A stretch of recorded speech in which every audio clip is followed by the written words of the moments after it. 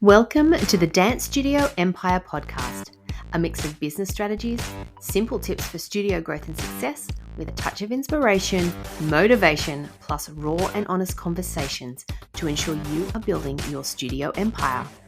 I'm your host, Jen Dalton, studio owner for 30 years, dance business coach, and author of the book Teaching Dance Beyond the Steps.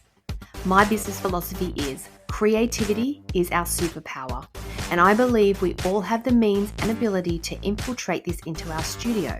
Just sometimes we can get too busy, distracted, or overwhelmed to see that. And so this is exactly what I am here to help you do. Okay then, let's do this. Hit that subscribe button, sit back and relax. Now let's get ready to build your dance studio empire. Welcome to this week's episode of Dance Studio Empire, where I am going to be speaking about everything money, payments, and income guilt, because it still amazes me the amount of studio owners that feel guilt, shame, or not worthy of earning not only a wage, but a decent wage from running your studio. This is your job. You should be paying yourself a wage. Just because it is something that you love or it's a fun and enjoyable hobby for your students does not and should not make you believe that you shouldn't be paying yourself a decent wage. Just like if you're in any other job, you'd be getting paid. I believe when it comes to money and people paying you, a lot comes down to your own mindset and feelings. So, if you've got your pens ready, these are the things that you must wholeheartedly believe when it comes to receiving money and feeling worthy of money. Okay, number one, my fees are appropriate for what I offer. Number two, I am worthy of the money that people pay me. Number three, I deserve to be paid for what I give my students and families. Number four, my families should respect that I am running a business and they need to pay for a service that I provide. And if they don't, they're not welcome through my doors. Number five, my students receive a phenomenal experience and training. Number six, you can't go to Woolies and take the groceries and tell them that you'll pay them later. And number seven, if people aren't happy with what I offer, then it's best they find somewhere else.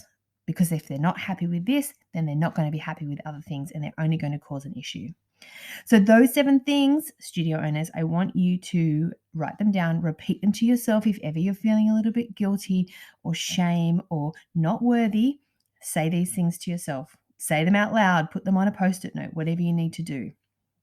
Because when you start believing these things, you will see your families and students start to believe that as well.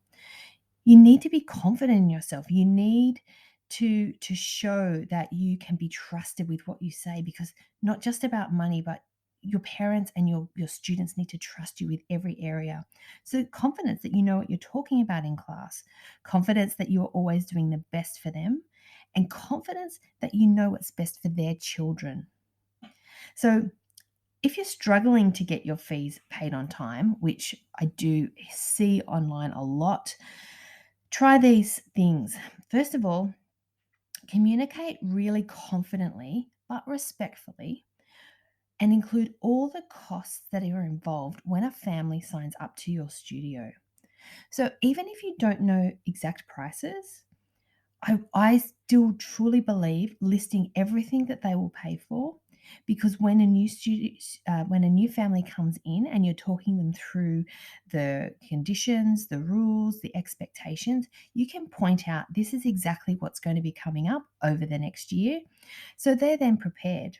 So for me, I include everything. So approximate ticket costs, uniform, extra uniform pieces they might need to be paying for later, costumes, stockings, photos, video recordings.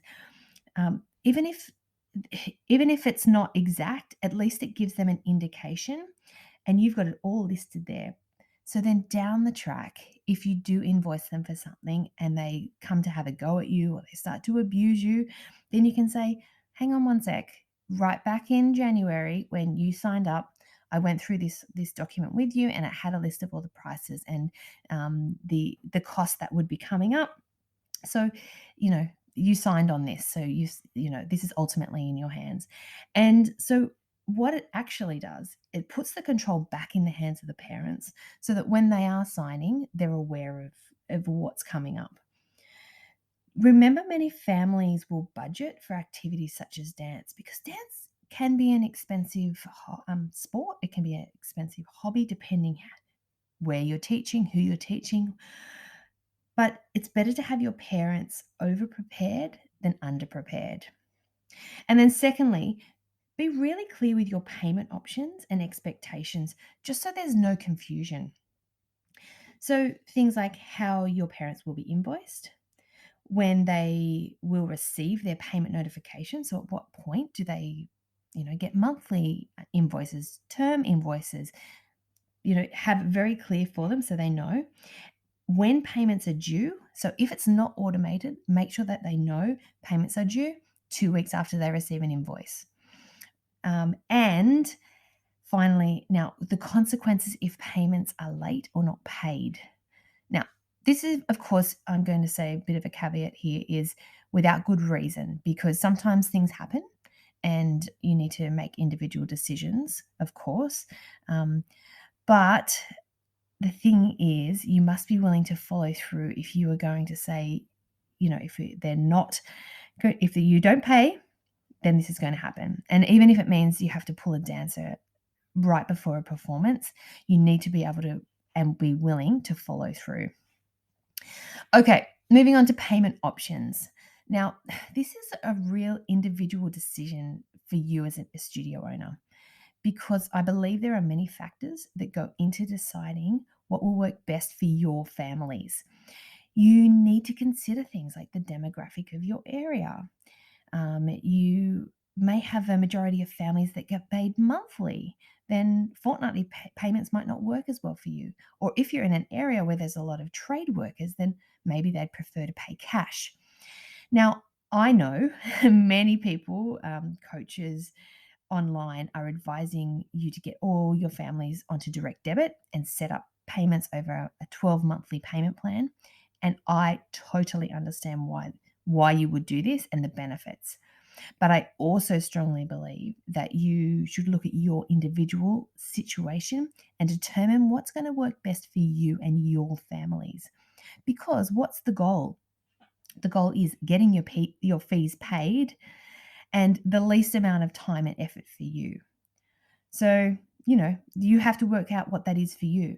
And now there's also many programs that can assist with this and things have certainly come a long way.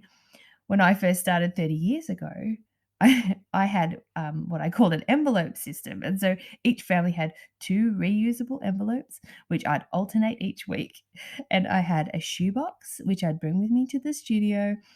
It was covered in fairy wrapping paper, and I had a thin cut on the lid. And so the dancer would come in with their envelope with the money in it, and they'd pop it in the fairy box. And then I just had to hand them the second envelope as they left for the following week. And so it just alternated each week. And I, of course, kept track of payments by hand, writing in a book that I bought from the newsagents. So, that's how I did it 30 years ago. And it was a simple system, but it worked. It worked for that time. Of course, now times have changed and things have evolved, and so do our systems. And we now use a program that I feel very lucky about this, but it was written specifically for us and it works perfectly for my families. And this is another reason we have very few issues with having fees paid on time. So, what I'm saying is, whatever your circumstances are, it can be done and it doesn't have to be done the way everyone is saying to do it. It's completely up to you and smart for you to make the best business decision for you to remember getting your fees paid on time and the least amount of time and effort for you. And I honestly think these days, many parents prefer the convenience of a direct debit being set up so they don't have to think about it or worry about forgetting fees. We have so much going on in our minds. I don't know about you, but that's just another thing that we have to do. But on the flip side, there are also families who prefer being invoiced by the month or by the term.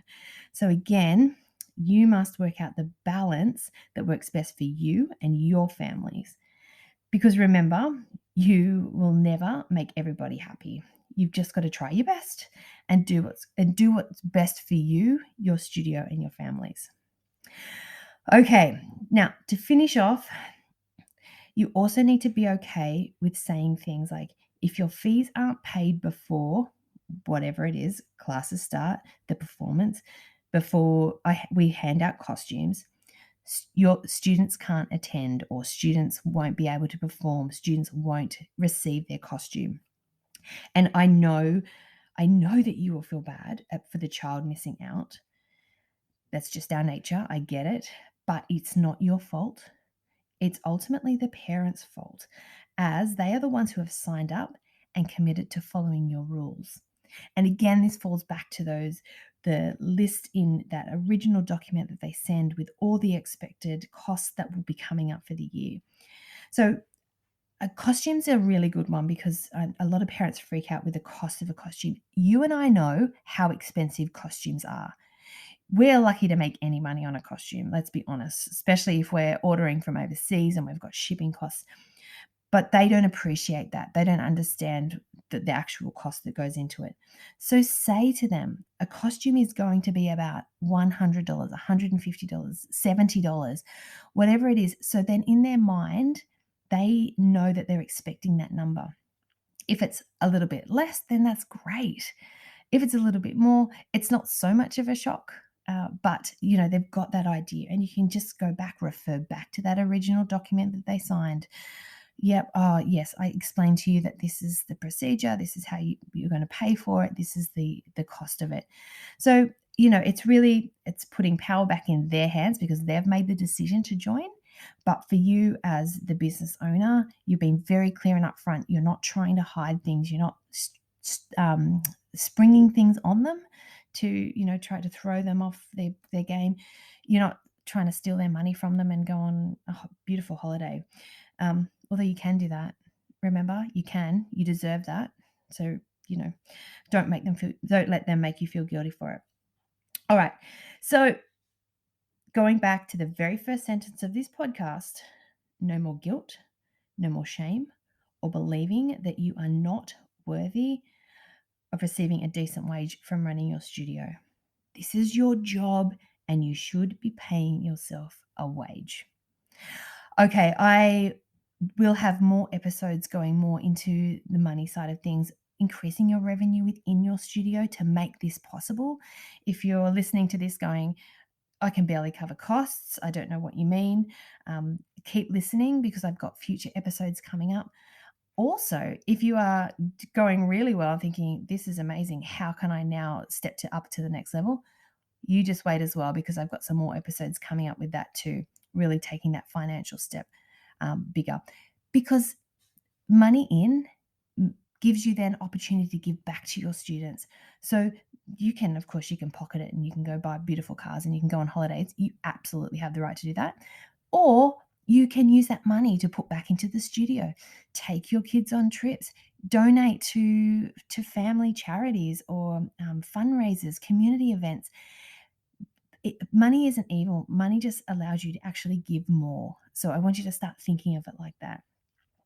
Okay, everyone, until next episode, I want you just to keep focused. I want you to keep smiling, and I want you to keep building your dance studio empire, and I will see you for next week's episode. Thank you for listening to this episode of Dance Studio Empire. If you enjoyed it, please share it on your stories on Instagram, and be sure to tag me at Dance Teacher Central so I can say thank you. And if you really want to support me and the show, I'd absolutely love for you to leave a rating or review. For all the latest from me, you can follow me at Dance Teacher Central on Instagram and Facebook. Be sure to tune in next week for more strategies and tips to ensure you are building your dance studio empire.